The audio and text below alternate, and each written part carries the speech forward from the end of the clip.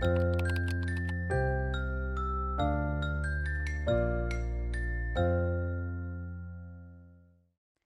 is the Registered Behavior Technician course presented by Shaza Attar. The course content was created by Shaza Attar and is the property of Autism Therapy and Training, Inc. All rights are reserved. This training program is based on the Behavior Analyst Certification Board 2018 RBT Task List 2nd Edition and is designed to meet the 40-hour training requirement for the RBT credential. The program is offered independent of the BACB. Remember, in each class, we will have our active listening, a quiz, and a competency assessment. Welcome, everyone. Today's class is a pop quiz. This is a quiz that will test your knowledge in ABA. Are you ready? Whoa, you must be thinking. You probably want to leave this class, close the tab, and go outside for a nice walk. Often, our behavior can get punished, and when it is, we will do whatever it takes to avoid the punishment or the pain that comes with it. We often look at young children that lie to their parents, and we wonder why. Why do people lie?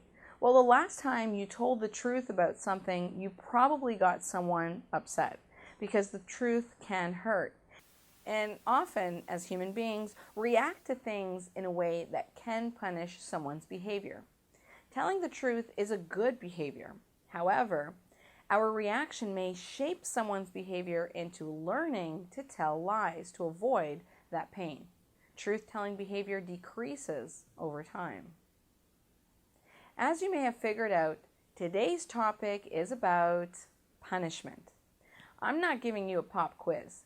That would have just punished your behavior for coming to these classes. Punishment is something that is used everywhere. It exists for hundreds of years. Punishment is used in our court systems.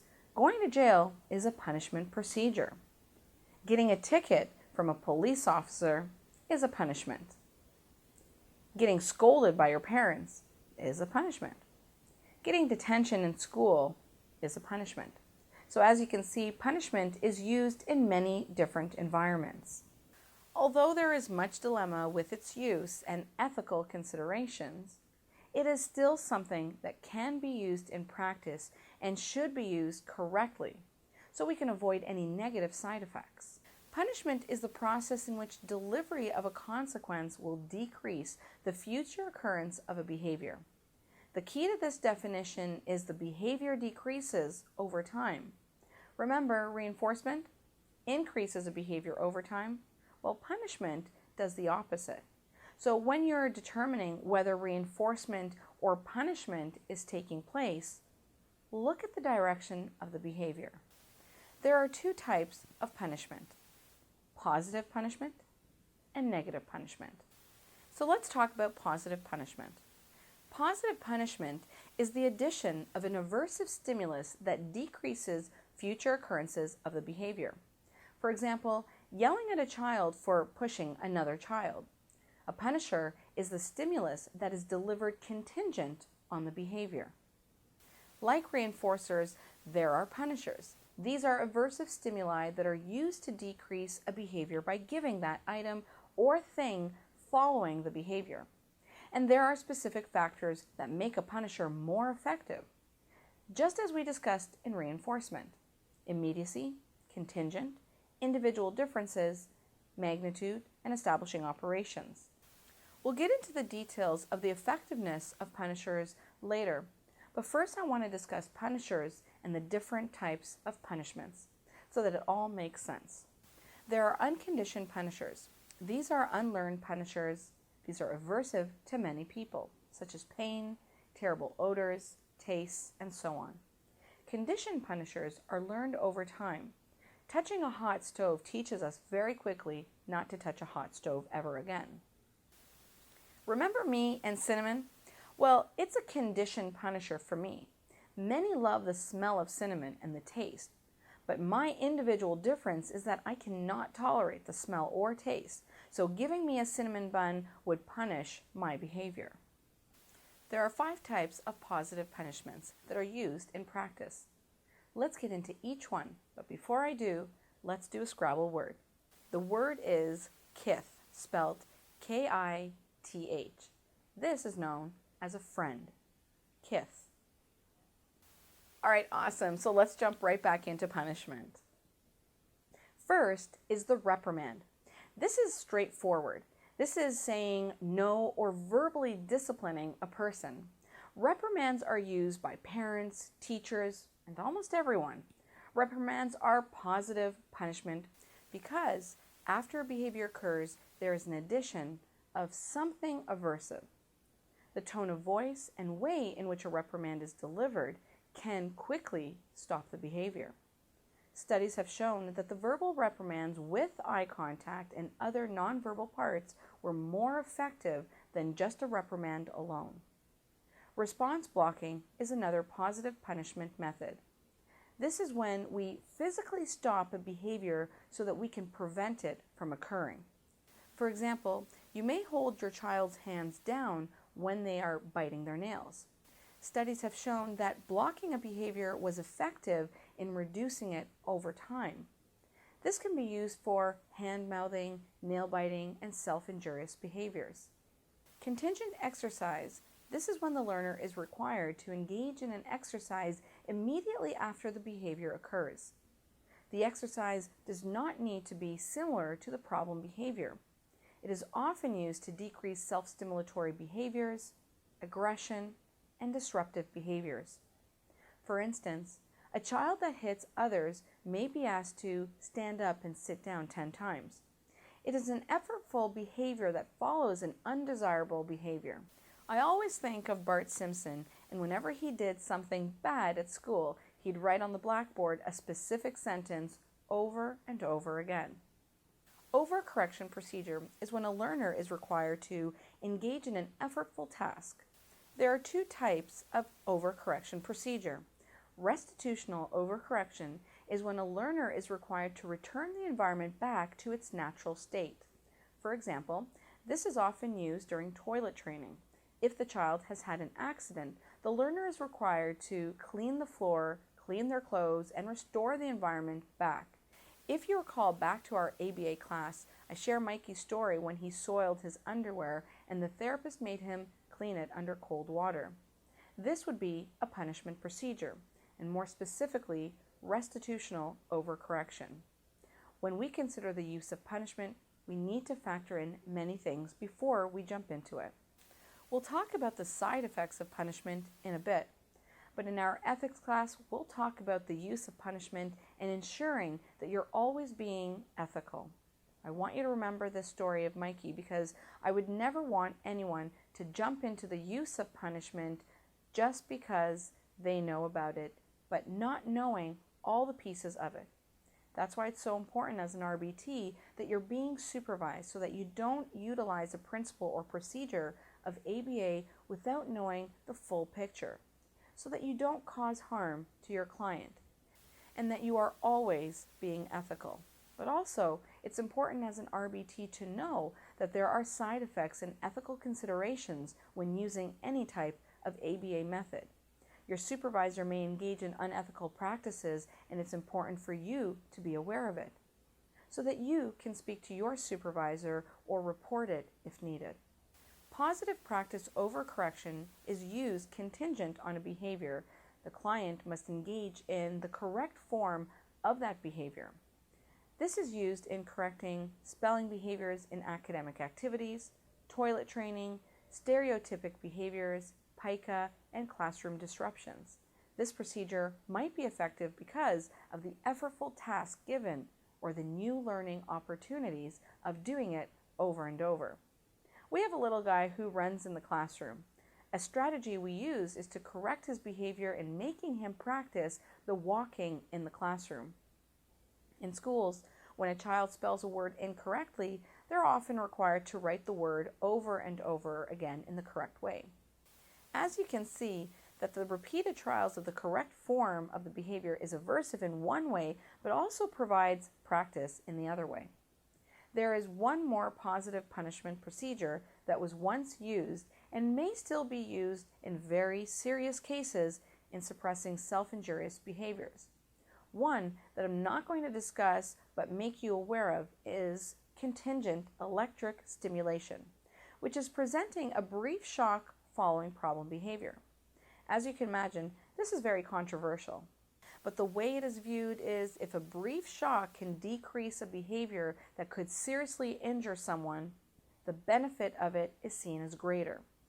All procedures that are used need to get consent. So whether it's a reprimand or you're using electric shock, parents or guardians need to consent. Sometimes an ethical board needs to approve a treatment plan, or the courts, depending on the situation and person. Okay, let's take a break and get into the quiz. See you in a bit. Good luck.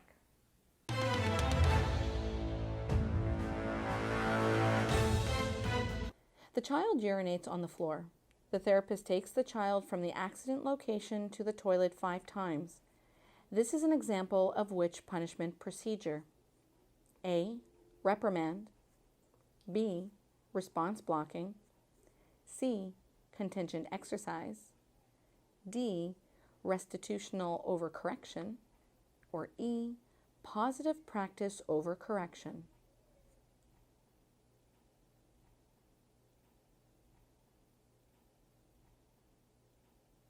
And the correct response is E. Positive practice overcorrection. Well done. The teenager slams the bedroom door and his father yells at his son for doing so. This is an example of which punishment procedure? A. Reprimand. B. Response blocking. C. Contingent exercise. D. Restitutional overcorrection. E. Positive practice overcorrection.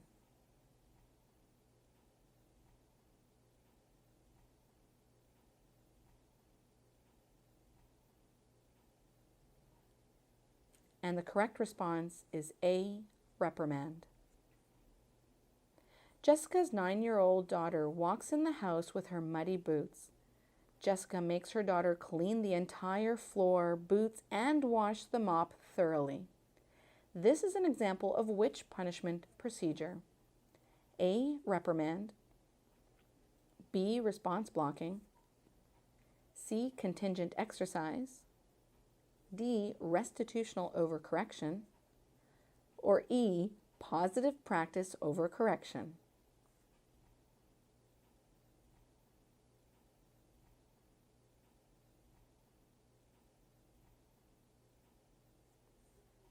And the correct response is D. Restitutional overcorrection. You're biting your nails and someone quickly pushes your hand down. This is an example of which punishment procedure? A. Reprimand. B. Response blocking. C. Contingent exercise. D. Restitutional overcorrection. Or E. Positive practice overcorrection.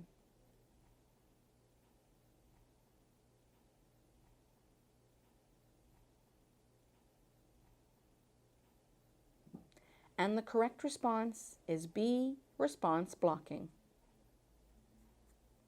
Your 6-year-old colors on the walls. You make her clean up the toys in the room. This is an example of which punishment procedure? A. Reprimand. B. Response blocking. C. Contingent exercise. D. Restitutional overcorrection. E. Positive practice overcorrection.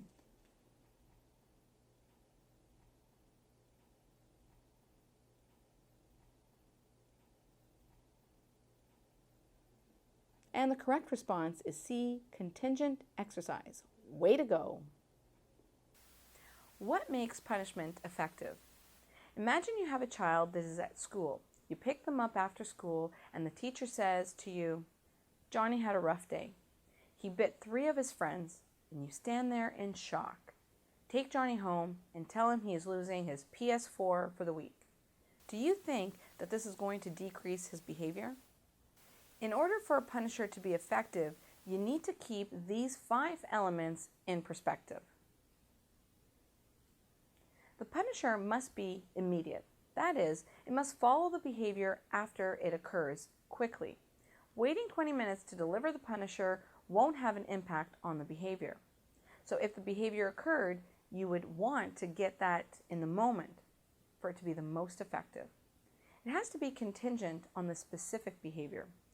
You want to, for example, give them a timeout immediately following that behavior and not when the learner walks away and starts playing nicely with their other peers and so on. Because you will then be punishing the playing with peers and not the pushing behavior. Again, you have a few seconds to punish that behavior. If you miss it, you may just have to let it go. There are individual differences. Some punishers can be punishers for many, but not all. Getting yelled at may be a punisher, but some may like the attention and time that they get from the adult. Teachers may give a timeout, which can be very effective. However, for a child that wants to escape their work, timeout may not be effective. So you have to consider what the punisher is and how it would be used. Another is establishing operations. Feeding someone who is full can actually be punishing. So if you're running a program after lunch and your learner is full and you give them edibles as reinforcers, those edibles may function as a punisher in that moment. The value of that item is no longer high because of the state that the client is in. And finally, magnitude, or the amount or duration, must also be significant enough so that it suppresses the behavior. You can see how this can get a little sticky, because how intense must the punisher be in order for it to be effective? How long does a child sit in timeout? And is it ethical? Okay, let's do a Scrabble word. The word is mozo, spelled M-O-Z-O. And this means a male housekeeper or butler. Punishment, when used incorrectly, can be very problematic. As a practitioner, it can make you very wary, and I think it should. When I first became a senior therapist and was overseeing behavior teams, I got a call from a therapist working at a center. The treatment team was using ice buckets to punish a problem behavior. What made her question everything and feel really concerned was the fact that the supervising psychologist was not made aware of this procedure. The child was removed from the area. I think it was the right thing that the therapist questioned the use of the punishment procedure. In these cases, you need to speak to your supervisor and ensure your concerns are spoken about. As a practitioner, it will help you take the right steps. Did the supervisor sit down and explain the behavior protocol? Was the psychologist aware of the procedure? Maybe it was a misunderstanding. Were the parents aware? Was the protocol signed? There are many questions and things you can look into before jumping into conclusions. If not, then the therapist can take steps to report it if needed. There are possible side effects with punishment. A person may engage in emotional and aggressive behaviors in retaliation of the punishment. If someone was yelling at you, you may lash out at the person, push, or hit them. This is something to be aware of when using punishment procedures. If your supervisor has asked you to run a protocol that uses punishment, a question you may ask is, what happens if? And think about if that learner could lash out, what would you do? Could continuation of the procedure intensify the interaction, causing possible harm to you or the client? Stopping the protocol may not be best, as that would reinforce the behavior. But could you? Escape and avoidance. A person may lie to avoid the punisher. We may see a student skip classes so that they can escape and avoid getting in trouble for not doing their homework. Undesirable modeling. Children have tendencies to copy the behavior of others. So if you spank your child, yell at them, or do any other type of punishment procedure, the child may actually do it. I worked with an 8-year-old girl who engaged in aggression. When she engaged in aggressive behaviors, she was placed in timeout. Well, her mom later told us that when someone didn't listen to her at home, she demanded they go into timeout. So we need to be very careful with the use of punishment. You may need to ask yourself if this is a procedure that you want the learner to imitate. We also want to ask ourselves if this is the right and humane treatment. Is there another procedure that could be just as effective or even more effective? Lastly, the punisher's behavior is maintained by negative reinforcement. which means the person who delivers the punishment is reinforced by the immediate halt of that problem behavior. Imagine two kids are yelling and screaming, pulling each other's hair, and you shout, "Stop that!" The removal of the fighting maintains your behavior. Even if the fighting behavior between the kids does not decrease over time because the punisher is ineffective, people will still use it because in that moment it stops the behavior and discomfort to that adult. Just like reinforcement, there are two types of punishment. We discussed positive punishment, and now I'd like to talk about negative punishment. Negative punishment is when a stimulus is removed which decreases future occurrences of that behavior.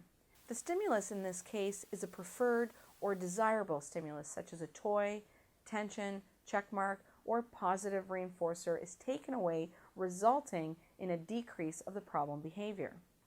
Examples of negative punishment is the use of time out. This is when an individual is withdrawn from access to positive reinforcement. The child may be sent to the principal's office for doing something naughty in class. Planned ignoring is when social attention, interaction, physical contact is removed contingent on the problem behavior. The therapist, teacher, or parent may look away following an inappropriate behavior, stop all communication for a few moments, and refraining from talking to them. It's what I call the cold shoulder effect. Contingent observation is when a learner is removed from a reinforcing situation while activities continue. For example, if a peer hits another during musical chairs, the learner sits out while the other learners continue to play. Timeout ribbon receives a colored ribbon or band that shows they will receive positive reinforcement. If the band is removed off their wrist because of misbehavior, all social interaction is removed. Planned ignoring, contingent observation, timeout ribbon are all timeout procedures known as non-exclusion timeout, which means that the learner is not completely removed from the environment. However, exclusion timeouts are when the learner is completely removed from the environment. They may be removed to a timeout room. This is a room that has minimal items and toys in it. It should be a secure room, but not a room that is locked, of course. Partition timeout is when a learner is in the environment, let's say a classroom, but are placed in a cubicle or part of the room where it's closed off. Hallway timeout is when the learner leaves the classroom and sits in the hall for misbehaving. The last negative punishment procedure I want to discuss is response cost. This is when the removal of a specific amount of the positive reinforcer occurs following a behavior. In practice, children that use token boards may lose a token for engaging in the problem behavior. A child may lose time outside because they didn't finish their homework. Have you ever gotten a ticket for speeding? Well, money is your reinforcer, and the inappropriate behavior was speeding. A fine would be a type of response cost. Something to consider when using response cost is that you're actually drawing attention to the problem behavior, which means that you may be attending to the unwanted behavior and in turn reinforcing it, causing that behavior to increase over time. A child that loses a token or a toy engaging in undesirable behavior may refuse doing anything else, therefore reducing desirable behaviors too. Okay, everyone, we're coming to the end. Let's do the quiz and finish up with my final thoughts.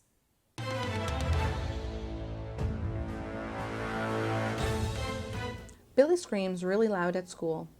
When his mom comes to pick him up after school, I tell her and she yells at him and takes away all his toys. Why do you think the behavior is not improving? A, immediacy. B, contingency. C, establishing operations.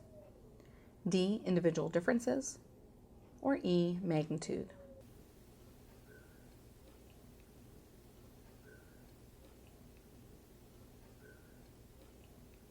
And the correct response is A, immediacy.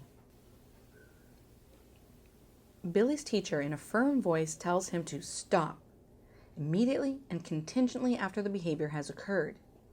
Billy laughs and says, "Again?" Why do you think the behavior is not improving? A, immediacy. B, contingency. C, establishing operations. D, individual differences. Or E, magnitude.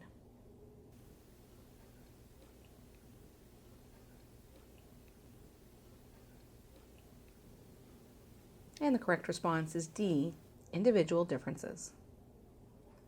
Which one accurately defines punishment? A, decreases a behavior when a stimulus is delivered.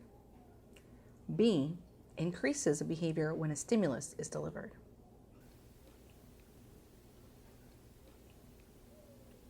And the correct response is A, decreases a behavior when a stimulus is delivered. The learner is given a puzzle and begins to cry. The teacher takes the puzzle away. He stops crying. Each time the puzzle is presented, the learner cries. Which principle is responsible for this? A, reinforcement, or B, punishment?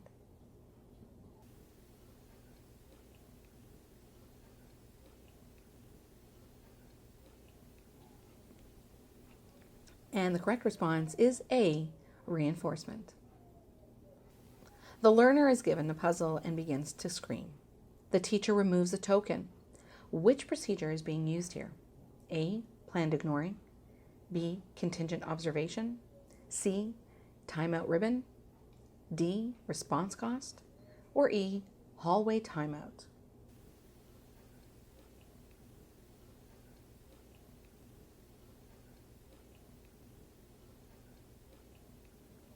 And the correct response is D, response cost.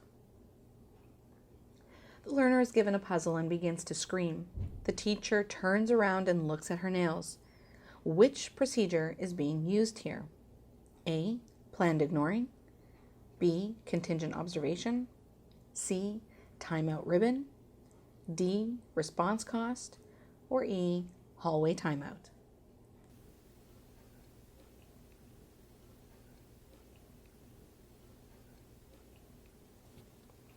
And the correct response is A, planned ignoring. The learner is given a puzzle and begins to scream. The teacher removes the red band from his wrist. Which procedure is being used here? A, planned ignoring. B, contingent observation. C, timeout ribbon. D, response cost. Or E, hallway timeout.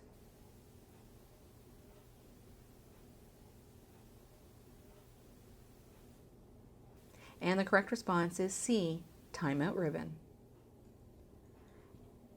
Sarah hit Tommy. Each time she hits him, he tells her to stop and that he doesn't like it. The behavior happens all the time. The behavior is maintained by which of the following? A, positive reinforcement.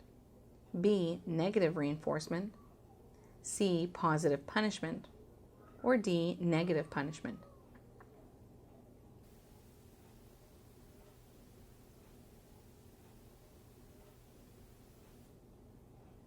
And the correct response is A, positive reinforcement. Layla puts her son in the corner when he spits. After the third time, he hasn't been spitting anymore. The behavior is maintained by which of the following?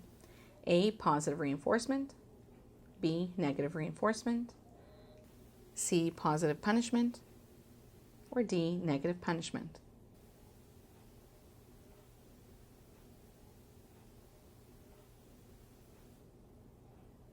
And the correct response is D, negative punishment.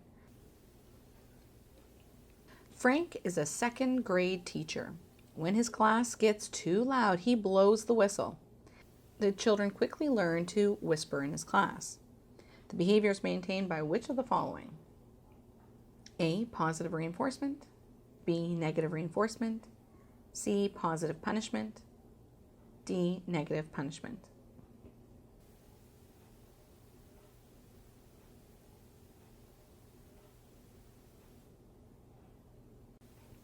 And the correct response is C, positive punishment. The behavior continues to exist because of the use of positive punishment. Frank is a second grade teacher. When his class gets too loud, he blows his whistle. The children suddenly are quiet. His behavior is maintained by which of the following? A. Positive reinforcement. B. Negative reinforcement. C. Positive punishment. Or D. Negative punishment.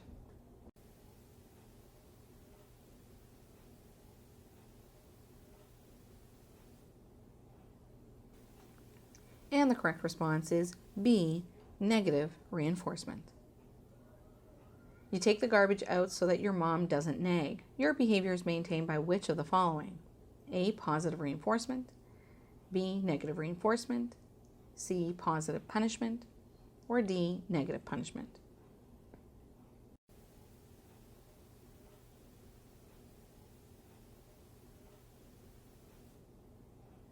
And the correct response is B. Negative reinforcement.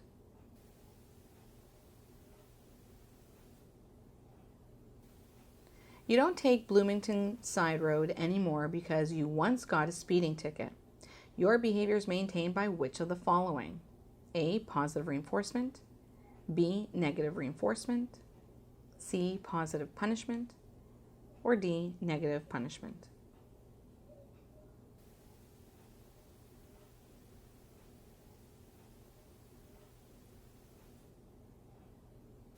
And the correct response is D. Negative punishment.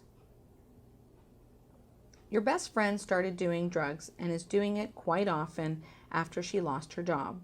Her behavior is maintained by which of the following? A. Positive reinforcement. B. Negative reinforcement. C. Positive punishment. Or D. Negative punishment.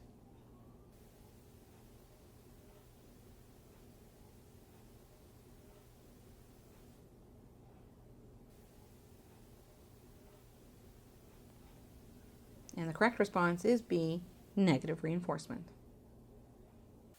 My final thoughts. Punishment procedures can be effective if used correctly. One thing to keep in mind when using punishment is ethics. Can another procedure be used that would be more effective? What the protocol is asking you to do, is it ethical? Is the team aware of the procedure? Have parents consented to it? These are important questions to ask yourself if you're using punishment procedures. You may be attending to the behavior more, so you may need to speak to your supervisor about the effects of the procedure on your client. If something doesn't feel right, don't ignore that gut feeling. There have been many reported cases where the use of punishment or other procedures have gone wrong and clients get hurt or even die. Don't let this happen to you or your team. So the next time the topic of punishment comes up with your team, talk about it openly and feel comfortable with knowing the boundaries and practicing within your competency. All right, let's practice and put some of our skills that we've learned, some of the definitions that we've learned into practice so you can see how you're doing here. And I like to do these kinds of things every now and then. So if you go online or, I've created some of these on our Quizlet, you can definitely go on there and do these games and practices. So here we go. Our first one is response cost. So take a few moments, think about it. What is response cost?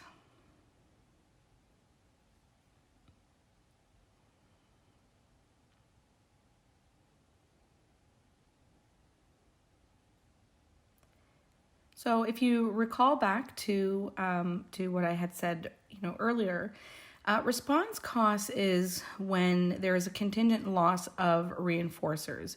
So, I like to think of response cost as a fine. If you are driving over the speed limit, a police officer will pull you over and they will give you a fine. And what you end up doing is losing money, which is your reinforcer. And this should, or it's supposed to at least, produce a decrease of the frequency of behavior. And this is a negative punishment procedure. Now, if you think about it, I said, well, it should decrease the behavior. When you think about why a fine may not be as effective or response cost is not as effective, why do you think so? And if you think, well, police aren't catching us every single time that we speed. And so therefore you're not getting that consistent punishment on that. And so it's on an intermittent schedule of reinforcement, which is actually harder to fade than at that point. So here you will sometimes get a fine and sometimes you won't. And if you are, speeding and you don't get that fine, then that behavior continues to exist. So, but when you're using it in intervention, then the most important thing is that consistency. All right, let's take a look at the next one, which is timeout. So we talked about different types of timeout. So I've made this one very generic, just timeout. Just think about what timeout is and how would you define that?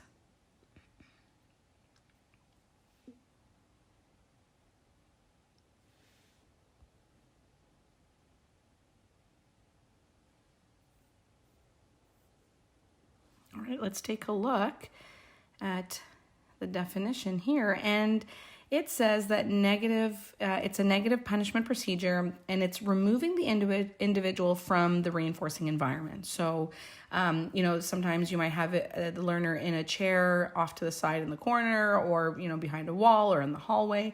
But we're assuming that the environment that they're in is a reinforcing environment, and you're removing them from that, and therefore it's a negative punishment procedure to reduce the problem behavior.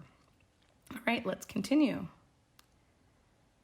Punishment. So this is just generic punishment. What is punishment?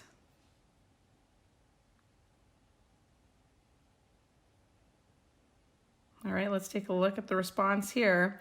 And it says any event or object that, when following a response, makes the response less likely to happen again in the future. So here, again, we're looking at decreasing the problem behavior by having something contingent and something following that behavior. So if the behavior happens and something follows and that decreases the problem behavior, then that is an effective punisher.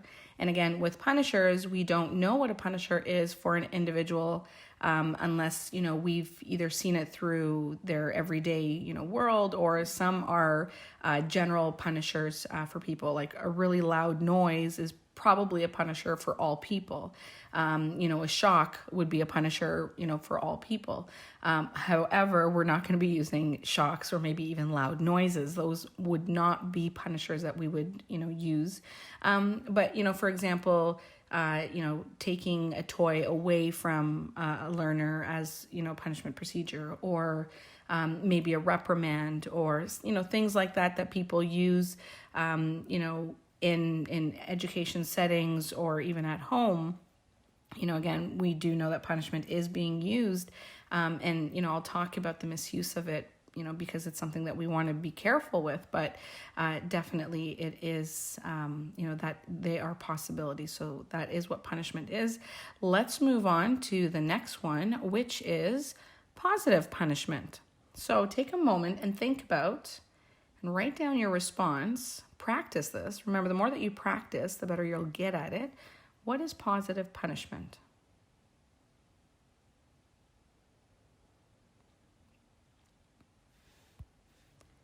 All right, and let's take a look at the response here. And it says, addition of an unpleasant stimulus that is likely to decrease the behavior in the future. Okay, so again, with positive, just remember positive is addition.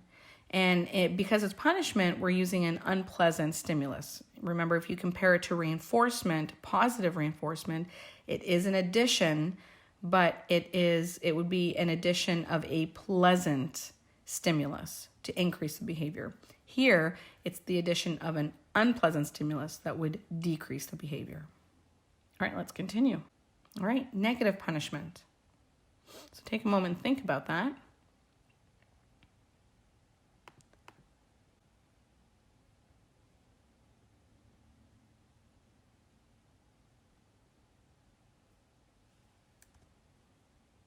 All right, and the response to this would be the removal of a pleasant stimulus that decreases the probability of a behavior from occurring in the future.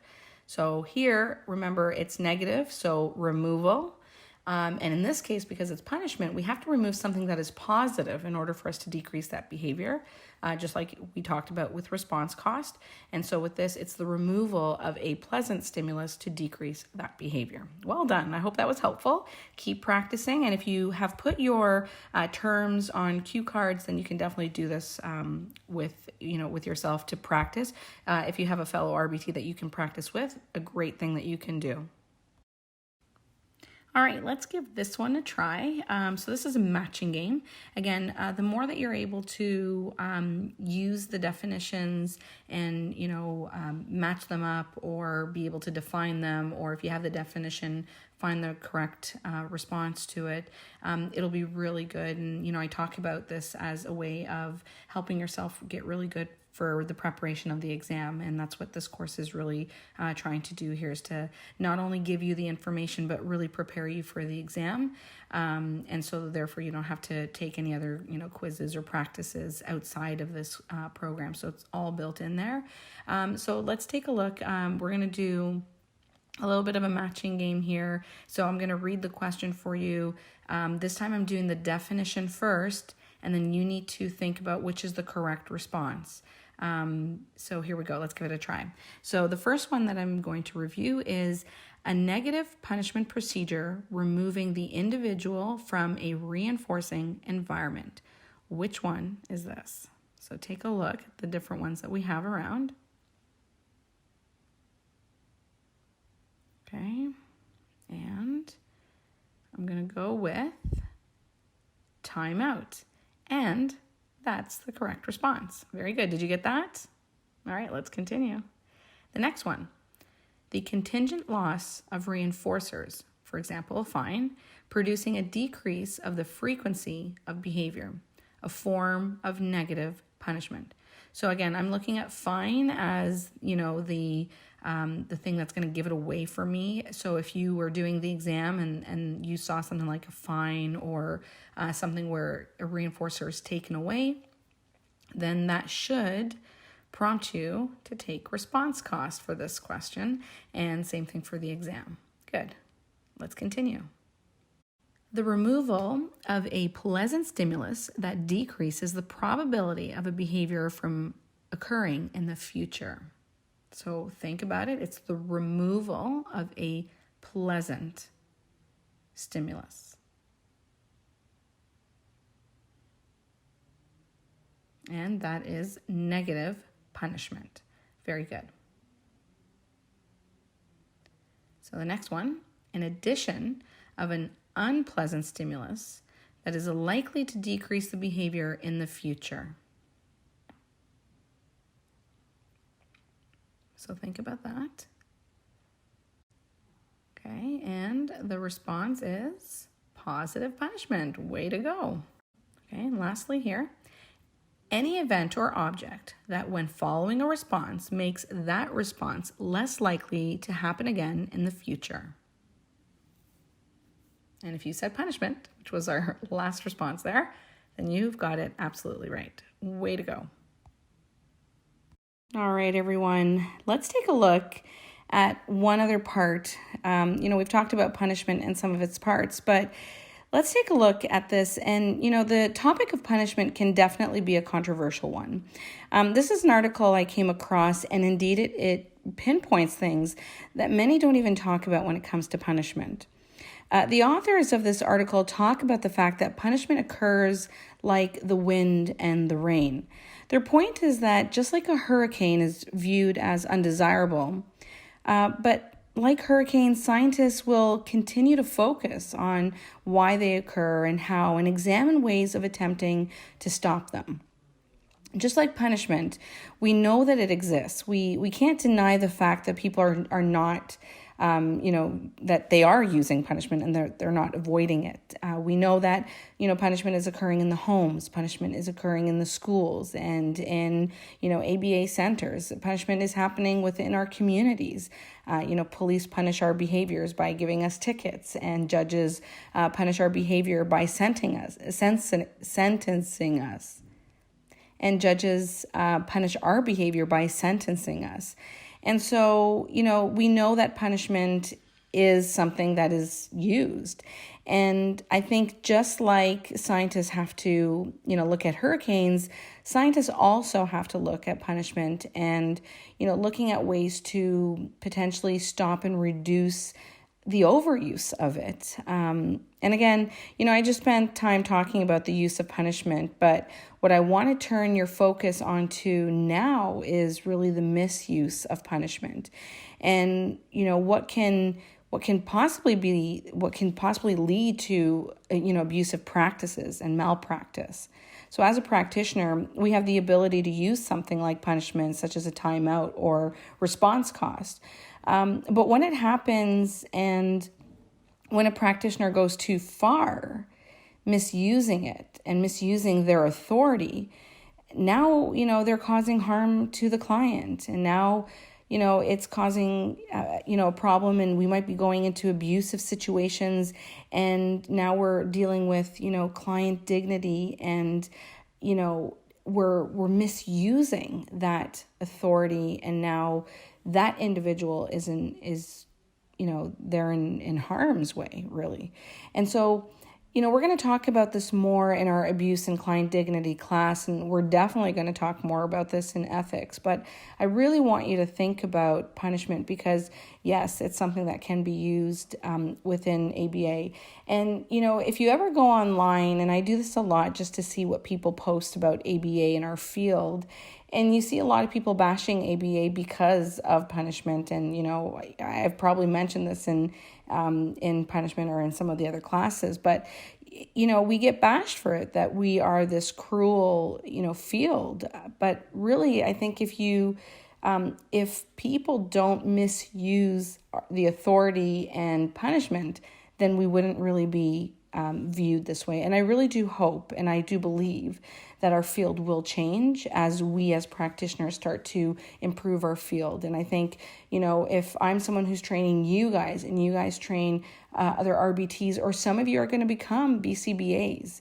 And I really do hope that, what I'm saying to you today really sits with you and you take it to that next level where you can share it with some of your fellow RBTs, or if you ever become a supervisor, that you share that with your supervisees in the future. So, really think about that. But, I want you to really be a wise practitioner, and I want you to really think about and use your judgment in situations. And you don't always have to, and I say this probably in all my classes, you need to follow your supervisor's directions. But if it doesn't sit well with your gut, you really need to question it. And, you don't want to just sit back and allow the problem issues to continue to exist. So think about that as you're working within your field and within your own practice, whether you're at a center or school.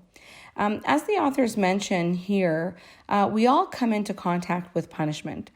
Some can be non-socially mediated, such as turning on the hot water in the shower and burning yourself. But we can also encounter planned, socially mediated punishment, which can come from, our parents and teachers and other authorities, as I mentioned, before. And this is often used so that it can decrease problem behavior. We use punishment to decrease problem behavior because we know that it will decrease problem behavior. As a parent or a teacher, you send your toddler into a timeout or you take their toys away. So what effect does that have on the behavior? The authors of the article have discovered that behavior analysts have so much to learn about punishment still.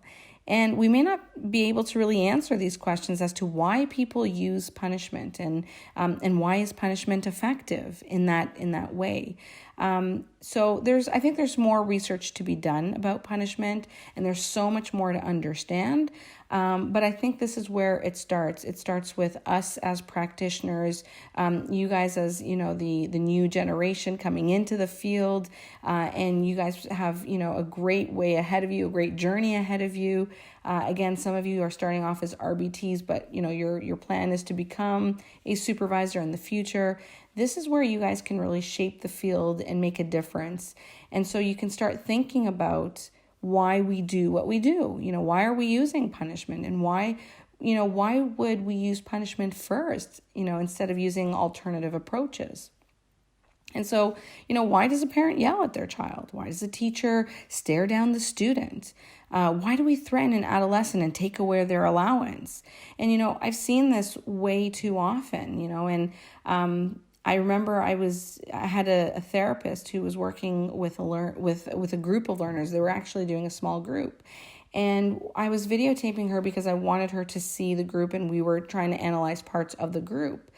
But something that was very interesting that really stood out was the way that she would stare the student down when she got, a little frustrated and upset with them.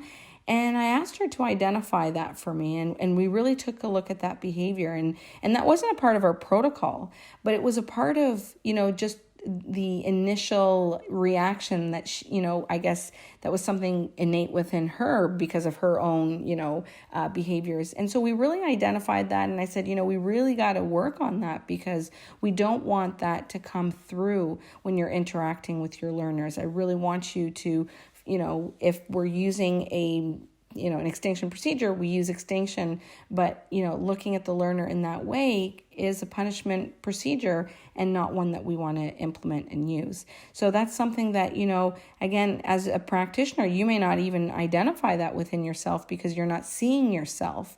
And so your supervisor might actually provide you feedback on that.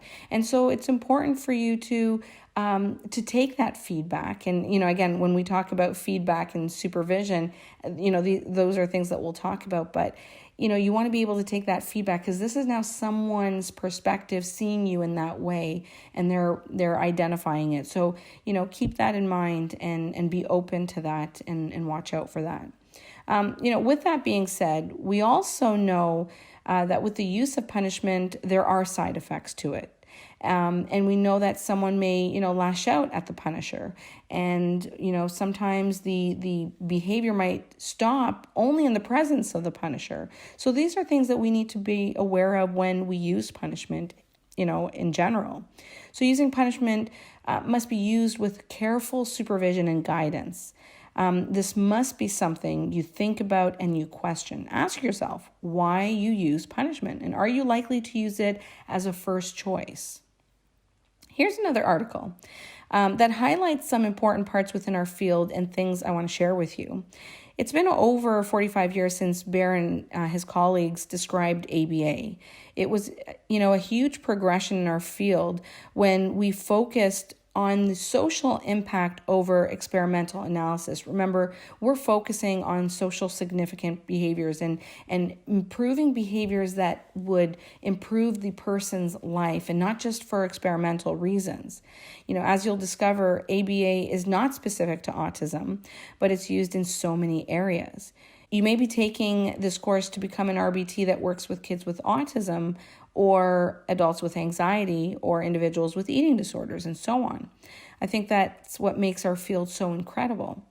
This article mentions something important, which is that behavior analysts have not been alone in recognizing problems with quality of intervention. In the 60s, it was recognized that there was a gap between research and practice.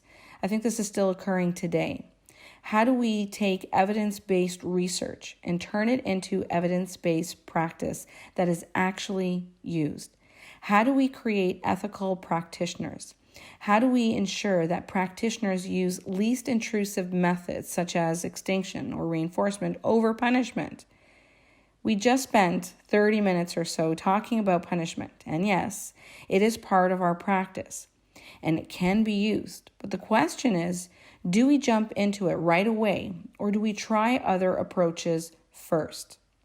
In this article, it highlighted that definitions matter. We know that creating good definitions will result in effective action. With poor definitions, things can go wrong. We talked about skill acquisition plans and behavior plans. If those are not designed clearly and they're not defined well, then there's big question marks and you don't know how to run or implement the program or protocol correctly. This can trigger, malpractice and things will go wrong. And I think it's important that we really focus on making sure that we understand what it is that we're doing. So, imagine someone designed a punishment procedure, but did not clearly define the parameters. One may use the punishment procedure on all behaviors and misunderstand, and there would be misunderstandings and incorrect practice can occur. So you want to be aware of that. Remember, good definitions and clear communication will result in enhanced practice and public health. So as a paraprofessional, you want to ensure that you understand what you're doing, that you understand, your ABA terms and concepts, that you understand what you're doing with your client, and to reduce those misunderstandings and malpractice. So if you're running a program or if you're running a behavior protocol, you want to ensure that you truly understand it, that you understand the objective of it. Your supervisor may tell you to do something, but you're kind of questioning like, well, what does this really have to do with the learner, or why am I doing this? I like my RBTs to know the direction that we're going, in with our client. I'd like them to know, why I'm, starting this program.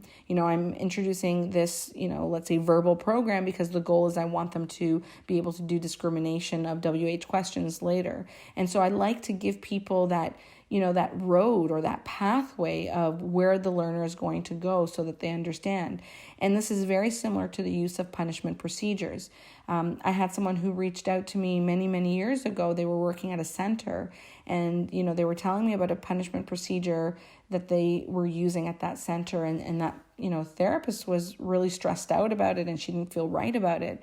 And I told her, you got to speak to your supervisor. You got to reach out to them to understand what it is. And then, there were other things that were concerning that, maybe there wasn't consent or not everybody knew about it. So then there were other things. So it's really important to, again, take action and take the right steps. Speak to your supervisor and then speak to others that are involved to ensure that, that things are moving in the right direction and you understand why they're doing what they're doing. And if they have a punishment procedure that nobody knows about and it's, the client doesn't know and the supervisor doesn't know, that's concerning, and you want to take action on that and do the right thing, for the sake of the client. So knowing what is evidence-based is important. Knowing, what you're doing and what research says is crucial, because you don't want to be doing something that is not effective. You don't want to be doing something that's incorrect. Now, as an RBT, like I said, your supervisor is going to tell you what to do, and they're going to design the programs and the protocols, and they'll guide you. But what if they told you to run something that wasn't evidence-based? How would you ever know? So what's important is that you ensure that you make yourself aware of what is evidence-based, looking at articles, reading texts, going to conferences, even though it's not a part of, your RBT credential and it's not mandatory for you to do the continuing education courses. I really recommend that you take some classes here and there to learn more. Don't leave yourself in the dark and then, you find out later on that you've been doing something that isn't evidence-based. Then you've been learning something that's just incorrect. And then the next time that you go to get hired somewhere else or you're looking for a job, it's not gonna look good on you. And definitely it's not good for the client, because now we're doing something that was incorrect. So keep that in mind as you are, working within the field and you're practicing, these different concepts and they might actually be used. Punishment is a big one, and punishment is one that we do want to be, aware of and understand and be able to think about, is this the first approach that we need to use, or could we have used something else? So think about that the next time someone says we're going to run a punishment procedure. All right, everyone. So that wraps up our punishment class. We've talked about a lot of different terms within punishment, so keep those in mind, practice those concepts. We've also talked about the use of punishment and the misuse of punishment. So again, keep those in mind the next time that you are jumping into use punishment or someone tells you to use punishment. Keep that in mind. So I will see you at the next class. Do study hard. You can download, again, the PowerPoint slides so you can practice. And if you have any questions, you can always send an email so that you can get some clarifications on anything that doesn't stand out, especially when we start talking about positive punishment, negative punishment, and comparing that to reinforcement. Again, if you have a supervisor lined up, you can also speak to them to clarify those, because a lot of people sometimes have a hard time understanding those concepts. Okay, guys, until the next time, enjoy and happy studying.